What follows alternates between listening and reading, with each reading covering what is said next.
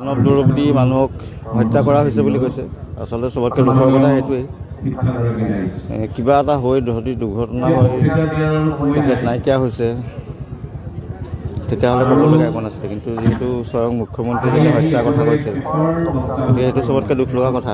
ইমান গোটেই জীৱন লোকৰ কাৰণে কাম কৰা মানুহ এজনক হত্যা কৰিবলগীয়া হ'ল। আমি সেই কাৰণটো জানিবলগীয়া আচলতে, কি কাৰণে তেওঁক হত্যা কৰিবলগীয়া হ'ল, সেইদিনাখন সাগৰত কি হৈছিলে ছিংগাপুৰত, সেইটো কথা জানিবলৈহে আচলতে জাষ্টিছ ফৰ জুবিন গাৰ্গ কৈ থকা হৈছে। আচল কাৰণটো কি, আচল দোষী কোন, আৰু দোষীয়ে শাস্তি পাবই লাগিব, জুবিন গাৰ্গে ন্যায় পাবই লাগিব। মই সদায় কৈ আছোঁ, আদালতে শাস্তি দিব নোৱাৰিলে ৰাইজে কেতিয়াও এৰি নিদিয়ে, আৰু ৰাইজৰ আদালতত শাস্তি নাপালে ভগৱানে শাস্তি দিব খুব সোনকালেই, অতি কম সময়ৰ ভিতৰতে। আমি আমাৰ মনৰ মাজত এনেকৈ জুবিন গাৰ্গক জীয়াই ৰাখিব লাগিব, যিহেতু আমি বহুত বছৰ তাৰ লগত বজালোঁ। মই 17 বছৰমান বজালোঁ, আৰু বিশেষকৈ এতিয়াও এনেকুৱা অনুভৱ হয় যে সি আমাৰ মাজত নোহোৱা হৈ যোৱা নাই, জীয়াই আছে।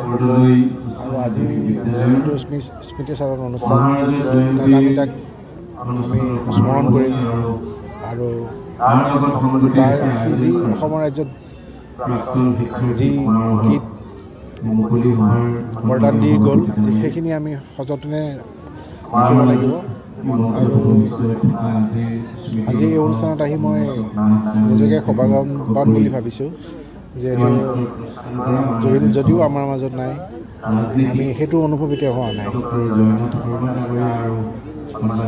সেইবাবে বহুত স্মৃতি আছে, যিবোৰ স্মৃতি হয়তো কৈ শেষ কৰিব নোৱাৰিম, আৰু সেই স্মৃতিবিলাক এতিয়া লৈয়ে আমি জীয়াই আছোঁ। এইটোতো জাষ্টিছ ফৰ জুবিন, ন্যায় পাব লাগে, সেইটো আমাৰ বিশ্বাস আছে।